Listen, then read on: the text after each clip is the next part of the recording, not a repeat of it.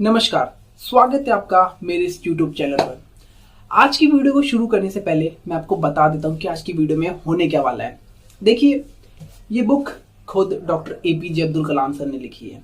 जो उन्होंने अपनी लाइफ में एक्सपीरियंस किया, सीखा, जाना, उन्होंने सब इस बुक में उतारा है। और मैं आपके लिए इस बुक के थर्ड पार्ट से कुछ स्टोरीज और कुछ लाइफ लेसन लेकर आया हूँ, जिससे आपको आगे बढ़ने में बहुत मदद मिलेगी, बहुत कुछ सीखने के लिए मिलेगा। तो चलिए फटाफट से स्टार्ट करते हैं इस वीडियो को।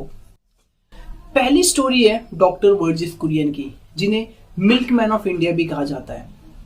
कलाम साहब लिखते हैं, जब मैंने इनकी ये किताब पढ़ी ऑन अनफिनिश्ड ड्रीम, तो उसमें लिखा था it was by chance that I became a dairy man. मतलब कुरियन साहब लिखते थे कि ये कुदरती था कि मैं इस इंडस्ट्री में मैं गया बाई चांस, लेकिन इसके पीछे का कारण बड़ा अनोखा था। एक ब्रिटिशर जिसने ये कहते हुए मुझे ट्रोल किया कि हमारे लंदन का सीवर का पानी तुम्हारे मुंबई के दूध से ज्यादा बेटर है।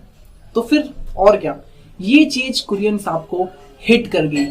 और वैसे भी हम सब जानते हैं कि अगर कोई चीज इंडियंस को हिट कर जाए फिर वो उसको छोड़ते नहीं है। ये चीज कुरियन साहब को हिट कर गई और आज इंडिया दूध उत्पादन में टॉप नंबर पे है।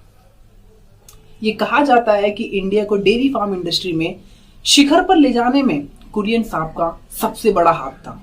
जब डॉक्टर कलाम साहब कुरियन साहब से मिले तो उन्होंने उनसे पूछा कि आपके हिसाब से देश को विकास की राह पर ले जाने में क्या तरीका होना चाहिए। तो कुरियन साहब ने बहुत ही सिंपल सा जवाब दिया। उन्होंने कहा कि हमें अपने देश के युवाओं और किसानों को आगे बढ़ाना चाहिए, क्योंकि बिना इनके हम सफल नहीं हो सकते और बिना इनके हम असफल भी नहीं हो सकते। दूसरा एक लाइफ लेसन है। इसमें कलाम साहब लिखते हैं, इन 40 सालों में अलग अलग डिपार्टमेंट में काम करने के बाद जो मैंने सीखा वो ये है कि एज अ प्रोजेक्ट लीडर आप तभी सफल हो सकते हैं जब आप ये माने कि वो प्रोजेक्ट सभी चीजों से ऊपर है। प्रॉब्लम तब चालू होती है जब आप अपने आप को उस प्रोजेक्ट से बड़ा बनाने की कोशिश करते हैं, वहां से उसका पतन चालू हो जाता है। मींस आप तभी अपने काम में सफल हो सकते हैं जब आप ये माने कि वो काम सबसे ज्यादा महत्वपूर्ण है।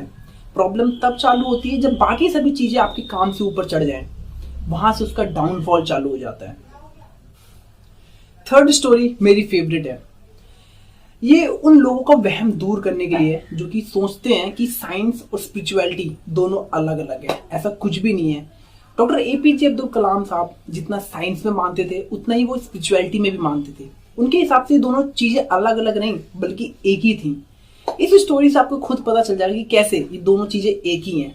ये 1962 की बात है, जब डॉक्टर साराभाई और होमी जागीर बाबा एक साइट की तलाश कर रहे थे स्पेस रिसर्च स्टेशन स्थापित करने के लिए।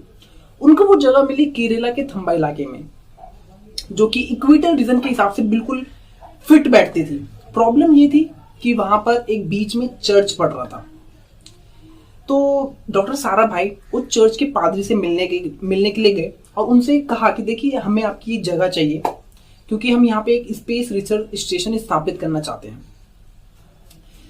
जैसे ही पादरी जी ने बात सुनी तो पहले तो उन्होंने मुस्कुराए और फिर उन्होंने उनको अगले दिन आने के लिए कहा। जब अगले दिन डॉक्टर साराभाई संडे के दिन गए तो वहां पे उस चर्च में कुछ बच्चे और लोग बैठे हुए थे। तो पादरी जी ने पहले तो सबसे इंट्रोडक्शन करवाया इनसे कि देखिए, मेरे साथ एक फेमस साइंटिस्ट है डॉक्टर विक्रम साराभाई, जो कि हमारी ये जगह चाहते हैं अपने स्पेस प्रोग्राम को आगे बढ़ाने के लिए। तो वहां जितने भी बच्चे या लोग बैठे तो पहले तो वो थोड़ा हिचके कि मतलब कि क्यों हम अपनी ये जगह दें उनको। तब वहां के जो पादरी थे उन्होंने बहुत ही अच्छी बात कही, बहुत ही अच्छी सीख दी थी कि देखिए, जो विज्ञान है ना वो सत्य की तलाश करता है। विज्ञान सत्य की तलाश करता है जो कि मानव जीवन को और समृद्ध बनाता है। जो विक्रम कर रहे हैं वो मैं भी वही कर रहा हूँ। साइंस और स्पिरिचुअलिटी दोनों मानव उद्धार के लिए काम करती हैं। इसलिए बच्चों, हमें ये प्रेयर करनी चाहिए कि ये अपने मिशन में सफल हो, ये आगे बढ़े। और लास्ट में वहां जितने भी लोग बैठे थे, बच्चे बैठे थे, वो सब राजी हो गए और फिर इनको वो प्रॉपर्टी ट्रांसफर कर दी गई। तो कितनी अच्छी स्टोरी है ये उन लोगों को वहम दूर करने के लिए जो कि सोचते हैं कि साइंस और स्पिरिचुअलिटी दोनों अलग अलग हैं, दोनों एक ही है, क्योंकि दोनों मानव उद्धार के लिए काम करती है। अगला एक कोट है जो कि जर्मन के एक मशहूर पोएट थे, उन्होंने कहा था, "Whatever you can do or dream, begin it now. आप जो कुछ भी करना चाहते हैं या जो भी आपका सपना है करने का, बस करना शुरू कीजिए। अगली स्टोरी ब्रह्मोस की है। डॉक्टर कलाम साहब लिखते हैं, जब मैं डॉक्टर येफ्रू से मिला, क्या बेहतरीन साइंटिस्ट थे रशिया के वो। न जाने उन्होंने रशियन नेवी के लिए न जाने कितनी टाइप की मिसाइलें डेवलप की। उनसे मिलने पर ऐसी फीलिंग आती थी जैसे मैं ग्रेट साइंटिस्ट सतीश धवन या फिर डॉक्टर वॉन ब्राउन से मिल रहा हूँ। वे अक्सर मुझे अपने लैब ले जाया करते थे, मेरे लिए इंडियन लंच ऑर्गेनाइज किया करते थे, जो कि इतना आसान नहीं है, जो कि इतना नॉर्मली आसान नहीं है किसी बाहर के व्यक्ति को ले जाना। बट धीरे धीरे हमारी दोस्ती और गहरी होती गई। वह जब भी इंडिया आते तो मैं उनको अक्सर अपने लैब ले जाया करता था। ऐसे ही करते करते डिसाइड हुआ एक मिसाइल पर, जिसका नाम रखा गया ब्रह्मोस, जो कि इंडिया की ब्रह्मपुत्रा रिवर और रशिया की मॉस्को रिवर से लिया गया। काफी कड़ी मेहनत के बाद, कई सालों की, आखिर मिसाइल बनकर रेडी हुई। उसकी फर्स्ट फ्लाइट 12 जून 2001 चंदीपुरा में रखी गई और उसकी दूसरी फ्लाइट 28 अप्रैल 2002, जिसने ये कंफर्म कर दिया कि अब ये मिसाइल पूरी तरह से बेड़े में शामिल की जा सकती है।